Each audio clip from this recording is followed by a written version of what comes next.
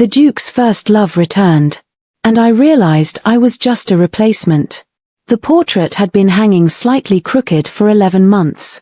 Clara had noticed it on the third day of her marriage, when she was learning which floorboards creaked and which windows had been painted shut and which of the Blackwood Manor's 26 rooms were actually used and which were simply maintained for the benefit of visitors who never came.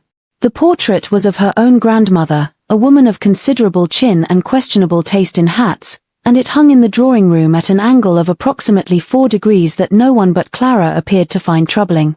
She had been straightening it, on this particular Tuesday afternoon in October 1777, when Arthur came in. She knew his step by now. A year of marriage produces a detailed knowledge of a person's sounds, how Arthur's footfall changed when he was tired versus when he was thinking, the particular rhythm of his pace when he was about to say something he had been working up to for some time. This afternoon his step was neither tired nor contemplative. It was the step of a man who had recently received information he did not know what to do with and was hoping someone else might solve this for him. She turned before he spoke. He was holding a letter. His face, which was generally a composed and somewhat closed instrument, was doing several things at once, none of them comfortable to look at. "Clara," he said. "The portrait is still crooked," she said. "I've decided this is your fault on a philosophical level. Georgina is alive." Clara's hands, resting on the portrait frame, went still. "Hello, lovely. If you're enjoying this tale of hidden beauty and unexpected love, I'd be so grateful for a like or subscribe. It helps me bring you more stories where pain shatters and true character shines through. And if you'd like, tell me in the comments where you're watching from. I read every note, and your presence makes these stories come alive." She had heard the name, of course. One could not marry a widower or a man who believed himself one without learning something of the person preceding you. Georgina Hartwell, daughter of the Earl of Fontaine, had been Arthur's great love, his intended, his future, until the ship she was traveling on went down off the Cornish coast 4 years ago and took her with it, along with 30 other souls and Arthur's apparent capacity for uncomplicated feeling. Clara had understood this going in. Their marriage had been a practical arrangement, her family's debts, his need for a capable duchess, a shared recognition that sensible people built things from solid materials rather than sentimental ones. She had thought, over the past year, that they had built something good. Not dramatic. Not the love that people wrote poems about. But real and warm and hers. She looked at Arthur's face. She looked at the expression on it. And she understood, in the specific way that a person understands something they have been quietly afraid of confirming, that what she had built and what he had experienced were not the same structure at all. "Alive," she said. "Her carriage has just passed the gates." Arthur ran a hand through his hair, which he only did when he had run out of composure to perform. There was an island. She survived. She was, Clara, I don't know what. How dreadfully inconvenient, Clara said pleasantly, for the upholstery. She turned back to the portrait and made one final adjustment to the frame. It was still not quite straight, but it was close enough. "I've just had the master bedchamber recovered in blue velvet. The timing is really rather poor. Clara. You'll want to receive her properly." She dusted her hands on her skirt with the brisk efficiency of a woman who has a great deal to do and is going to do it, because doing it is considerably easier than the alternative. "The east drawing room has better light. Shall I have tea brought?" Yes. No." Arthur set the letter down on the nearest surface with the look of a man setting down something heavier than paper. "Would you, I know this is an extraordinary imposition, but would you be present when I see her?" "I don't, it would be easier if you were there." Clara looked at him. She looked at the letter on the side table. She looked at the portrait of her grandmother, who had been a difficult woman and had, according to family legend, never once said the comfortable thing when the honest thing was available. "Of course," she said. "I'll be in the east drawing room." She walked past him and out of the door and down the corridor, and she kept her spine straight and her pace even and her expression composed, and she did not put her hand against the wall for support at any point, which was, she felt, a genuine personal achievement. The east drawing room did have better light. It was also considerably colder than the rest of the house at this hour, and Clara stood by the window and looked out at the drive, where a carriage she did not recognize was pulling to a stop, and she told herself, in the calm internal voice she had developed for moments of significant inconvenience, that she was a practical woman and practical women assessed situations accurately and responded to them appropriately. The carriage door opened. Georgina Hartwell descended in a column of grey silk, moving with the particular grace of a woman who had always known she was being watched and had arranged herself accordingly. She was, Clara observed, extremely beautiful in the way that certain people are extremely beautiful, completely, without effort, as though beauty were simply one of her natural properties, like height or the color of her hair. Arthur came in behind Clara. She heard his step change. She did not turn around to see his face. She did not need to. She watched Georgina cross the gravel drive below and thought about blue velvet and the 11 months of a crooked portrait and a year of building something she had apparently been building alone, and she kept her expression entirely neutral, and she was, all things considered, remarkably dignified about it. "She looks well," Clara said, for something to say. "Yes," Arthur said, from somewhere behind her. His voice was strange, compressed, like something being held very carefully. Clara straightened her sleeves. "I'll have Mrs. Hale prepare the yellow guest room," she said. "It has its own fire." 2. Breakfast at Blackwood Manor had always been, in Clara's estimation, the most honest meal of the day. Dinner required performance. Luncheon required organization. But breakfast was what people were before they had assembled themselves into the version they intended to present to the world, and that made it considerably more informative. The breakfast parlor the following morning was informative in ways Clara could have done without. Georgina arrived 20 minutes late, which was either exhaustion from her ordeal or a finely calibrated entrance, and Clara, sitting over her cooling Earl Grey, gave the matter an even chance either way. She wore lavender, which was soft and gentle and very deliberately fragile-looking, and she moved with the careful, deliberate fragility of a woman whose entire social strategy was to look as though she required assistance so that people would feel important providing it. Arthur pulled out her chair. Clara poured herself more tea. "You have changed things so much," Georgina said, looking around the parlor with the expression of a person returning to a beloved home to find it rearranged by strangers. "It is so very different." "Yes," Clara agreed. "We installed indoor plumbing and a sense of humor. I highly recommend both." Arthur made a sound that was attempting to be a cough. Georgina blinked. "Clara has been, the house runs very well," Arthur said, in the careful tone of a man navigating between two forces he does not fully understand. "She has an excellent practical sense." "Practical," Georgina said warmly, in the tone that made the word mean the opposite of a compliment. "How tremendously useful. You must be a great comfort to Arthur, Lady Clara. So very efficient." "I do try," Clara said. More tea. The morning proceeded in this fashion, which was to say that Georgina constructed small social needles and deployed them with the accuracy of long practice, and Clara deflected them with cheerful literalism, and Arthur sat between them with the expression of a man watching two ships approach each other and having no idea which one he was supposed to be on. What Clara noticed, and she noticed things, it was her central characteristic and occasionally her central difficulty, was the way his eyes moved. Every time he leaned to refill Georgina's cup or unfolded her napkin that had slipped or responded to one of her small, soft requests, his gaze cut sideways, across the table, to Clara. Not the gaze of a guilty man. The gaze of a man checking something. Looking for something that he expected to find there and could not name. She gave him nothing to read. She was not going to give him the satisfaction of being readable when he could not extend her the same courtesy.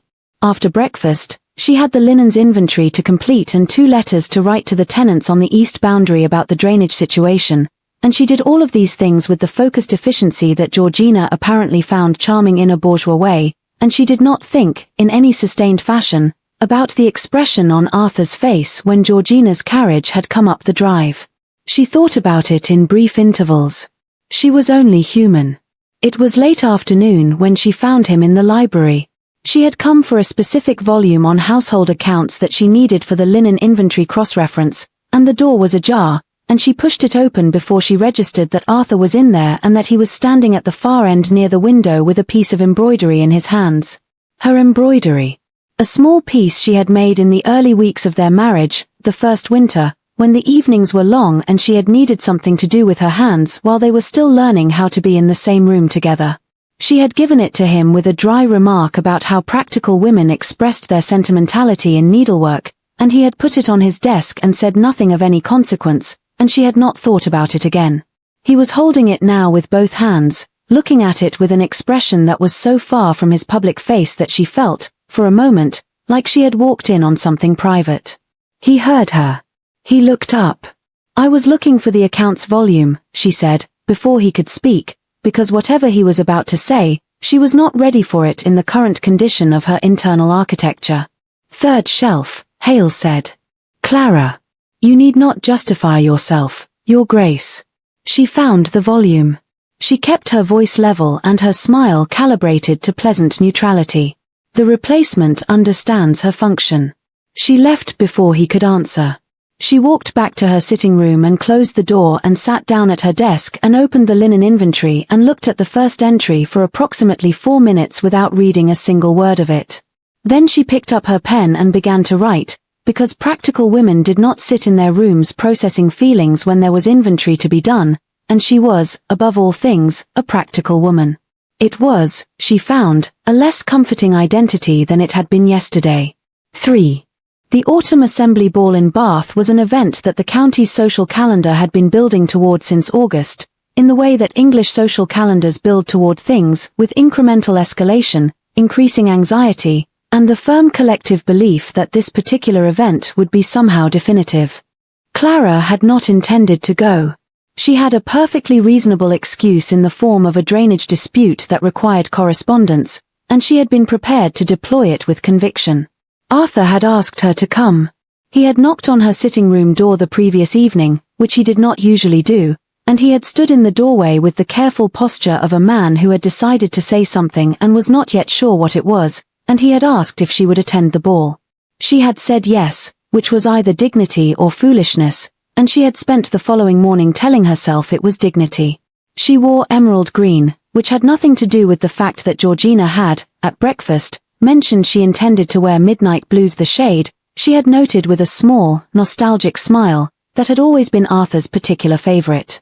The green was simply the best dress Clara owned, and she owned it because it suited her, and she wore it because she was going to a ball, and her reasons were entirely her own.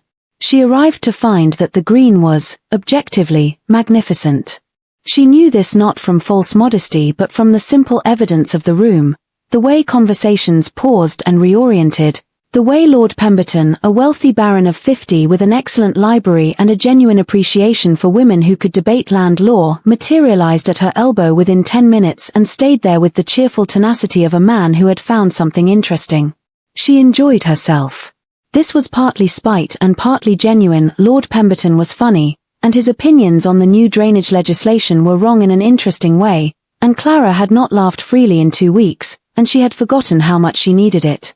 Georgina swept in at 8:30 in midnight blue, which was, Clara admitted privately, extremely effective.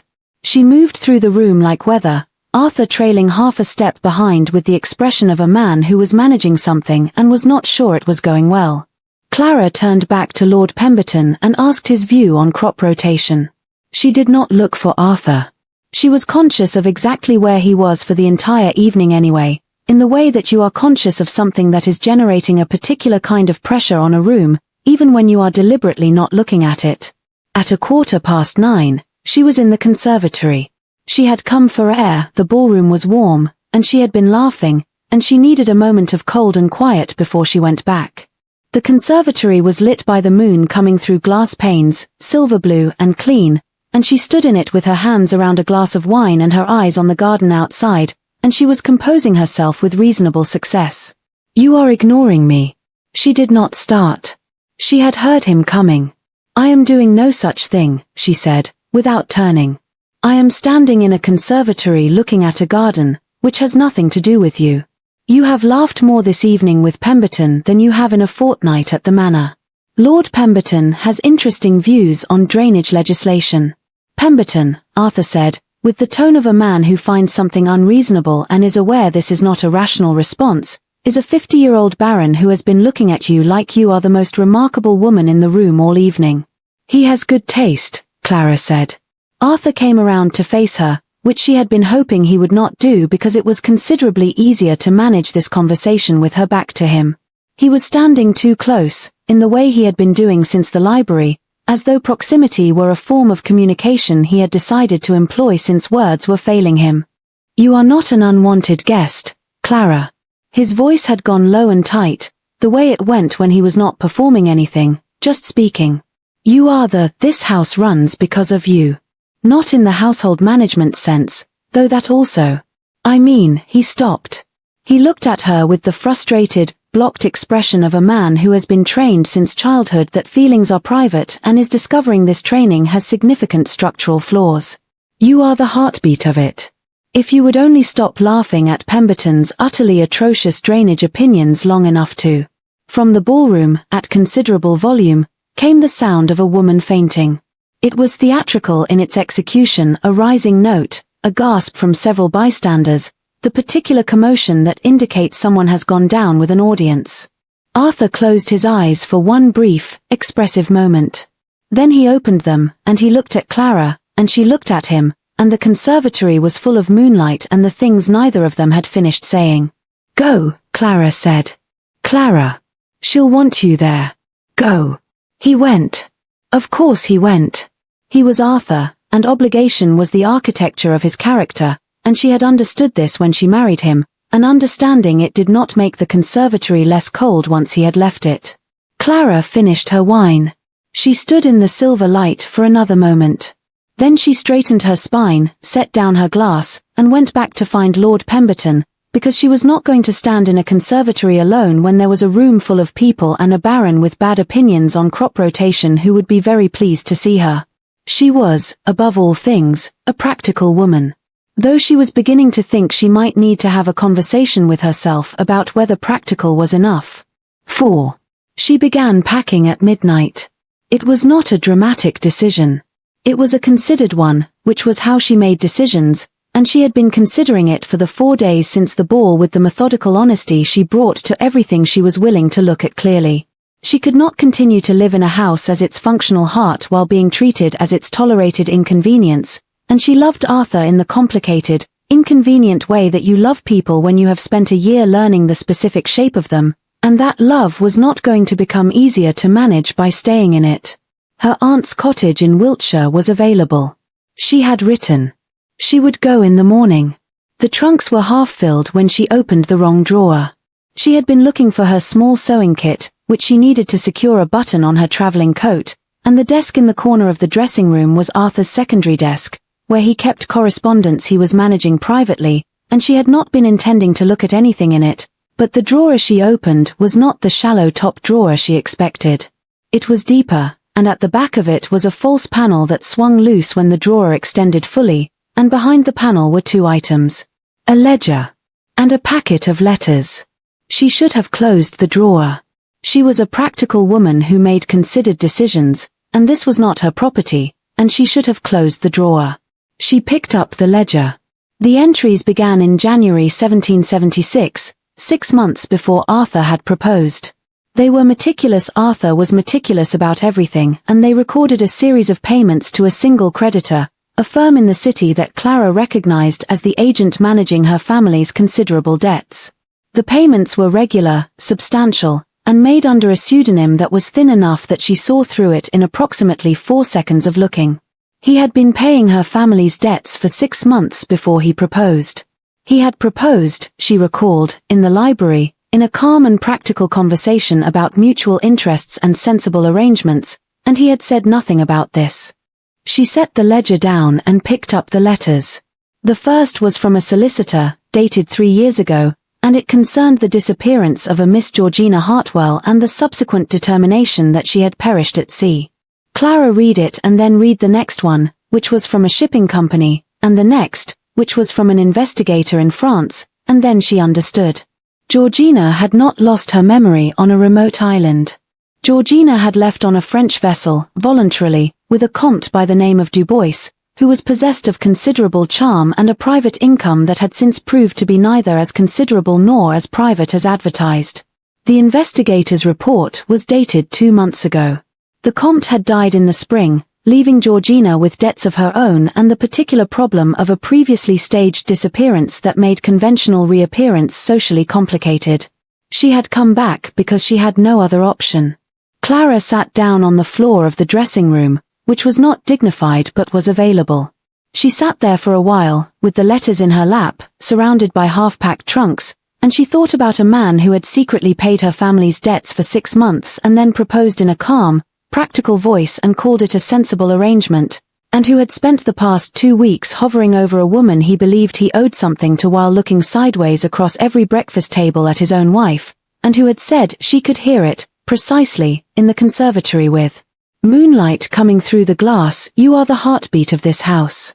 The door opened. Arthur stood in the doorway of the dressing room. He looked at the trunks. He looked at Clara on the floor.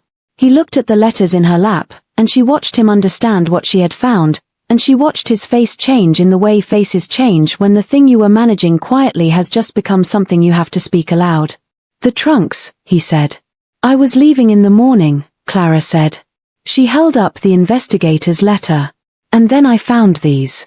He came into the room. He did not make any move to take the letters from her, which was the right decision. She would have held on. He sat down, with the stiff, careful movement of a very tall man trying to occupy a floor gracefully, and he sat there opposite her among the half-packed trunks and looked at the letters she was holding. "Georgina," she said. "I know. She didn't lose her memory. She left voluntarily." "Yes. And you knew this when she arrived." A pause. "I received the investigator's report before she came. I was trying to determine the legal complexity before." "Arthur." Clara set the letters down carefully. "You knew she had staged her own death, returned by choice only because the man she chose over you is dead and she has no money, and you installed her in the yellow guest room and asked your wife to help welcome her out of Christian charity." He looked at her. His face was doing something she had not seen from it before, not the composed public face, not the controlled private face, but something underneath both of them that was less organized and considerably more real. "I was afraid," he said. It was not the word she had expected from him. He was aware of this, she could see him aware of it. "She threatened, quietly, to create a public scandal," he said. "If I turned her away without cause, she would suggest to society that I had abandoned a woman who survived a shipwreck rather than aid her return. That kind of story, Clara, the Duke who turned away his suffering first love, it would have followed you. As my wife. I was trying to manage it quietly, without giving you the weight of it, before I had enough evidence to." "To what?" "To remove her properly. With evidence she could not argue with in public." Clara looked at him. "You were protecting me," she said. "I was trying to." His jaw was tight with the specific tension of a man saying something he has not said before. "I am aware it did not appear that way. I am aware that from every visible angle it appeared that you were." "The replacement," Clara said. He flinched.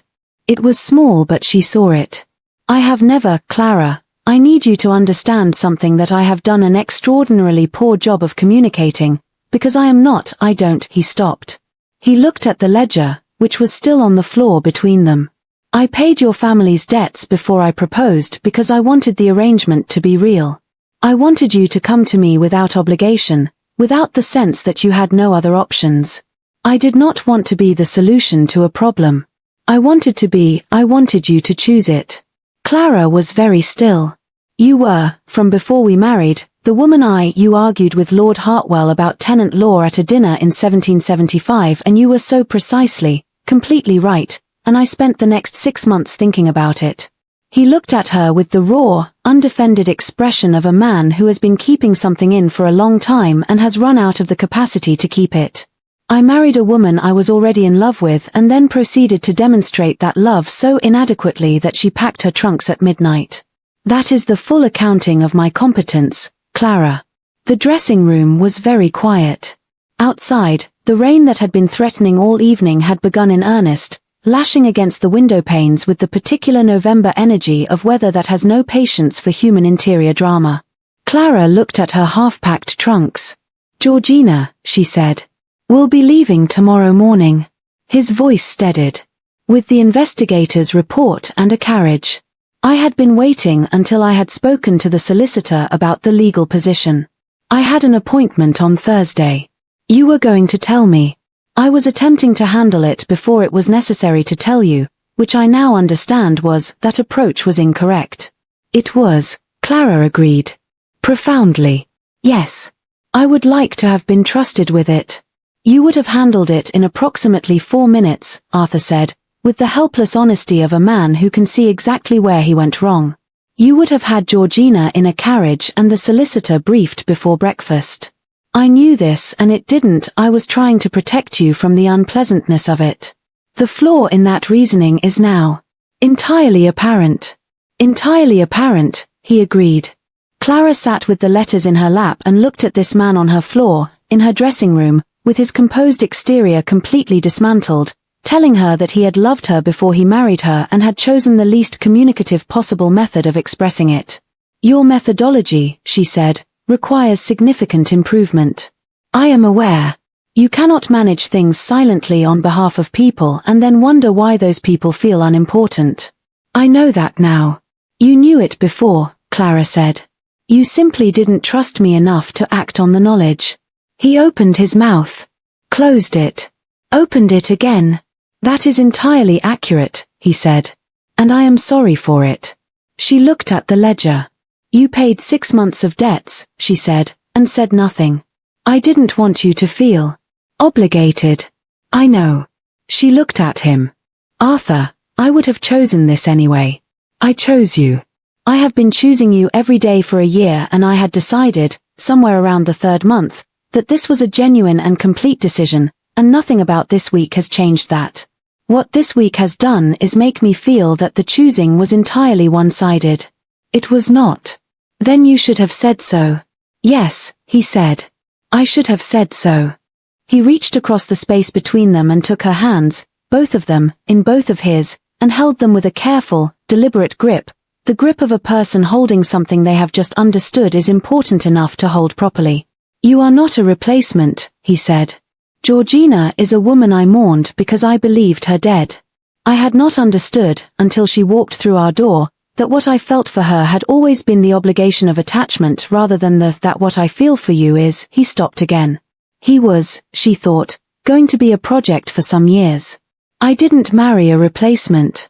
I married the only person who has ever made me feel entirely alive, and then conducted myself in a way that makes that claim extremely difficult to believe, which is the most Arthur thing I have ever done."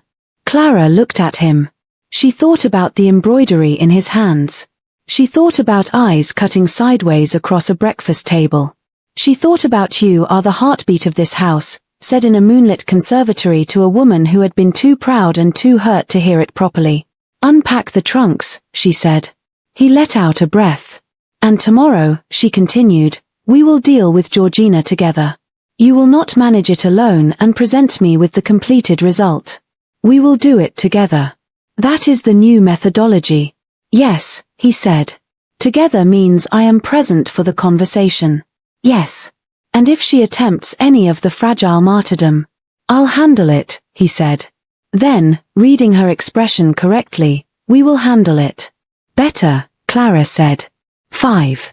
Georgina descended the main staircase at 9:30 the following morning, which was, in Clara's privately held opinion, at least an hour later than any guest who was not seriously ill had the right to appear at breakfast. She was wearing the lavender again, and her expression, as she came around the final bend of the stairs, was the careful expression of a woman who had heard carriage wheels the previous night and was recalculating. She stopped when she saw them. Arthur and Clara were standing at the bottom of the stairs together. Arthur's arm was around Clara's waist, not a performance of it, not the polite public gesture, but the firm, settled arm of a man who has decided where he is standing and is not moving. 3 of the household staff were in the entrance hall on various legitimate business, because houses require their entrance halls to be managed, and Clara had not arranged anything. She had simply been awake early, and Arthur had come to find her, and here they were. Georgina looked at the arm. She looked at Clara. She looked at Arthur, who was looking at his wife. Georgina, Arthur said, in the calm, even tone he used for facts, there is a carriage at the front for you. I have arranged accommodation in the West Country, which I hope you'll find comfortable, and an allowance that will serve you adequately. The arrangement is permanent. Georgina's expression moved through several stages. She settled on wounded dignity. Arthur, after everything. I also have the investigator's report from Paris, Arthur said. The one that details the Comte du Bois and the circumstances of your departure from England in 1773. My solicitor has a copy, which will be filed with appropriate parties if necessary. I don't anticipate it will be necessary. The wounded dignity recalculated. The West Country, Georgina said, with the specific flatness of a woman who has realized her options are narrower than she thought. The cottage is quite pleasant, Clara offered. Good light in the mornings. Very quiet. Very quiet, Georgina repeated. I find quiet productive, Clara said pleasantly. You may feel differently. There's also a small garden. Georgina looked at her for a long moment.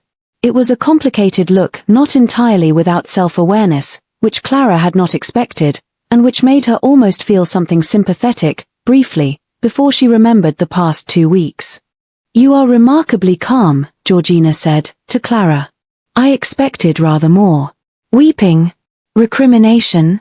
I considered both. Clara tilted her head. I decided I preferred this. It's more efficient. Georgina pressed her lips together. Then she lifted her chin and descended the final 3 stairs with the dignity of a woman exiting a scene on her own terms, which was, Clara thought, the best she could do in the situation, and probably the most honest thing she had done since she arrived. At the door, she paused. She did not look at Arthur. She looked at Clara. You are going to be very good at this, she said, in a tone that was stripped of all its earlier performance. Just a statement. Woman to woman. I know, Clara said. Georgina left. The door closed.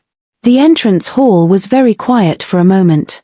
The staff found other business to be getting on with, which they did with the expert invisibility of people who understood they were not present for what happened next. Arthur, beside Clara, let out a breath that sounded like it had been held since the previous winter. There goes the midnight blue velvet, Clara said. A pity. He made a sound unexpected, genuine, the laugh of a man who has not laughed in some time and has apparently been waiting for permission. He turned toward her and it kept going, warm and real, and Clara felt something loosen in her chest that had been wound tight for 2 weeks. Pemberton, Arthur said, when he had recovered himself. What exactly were his views on drainage legislation? Entirely wrong, Clara said. In a very entertaining way. I see. He looked down at her. His hand at her waist tightened slightly, which was the Arthur equivalent of a declaration. I will endeavor to develop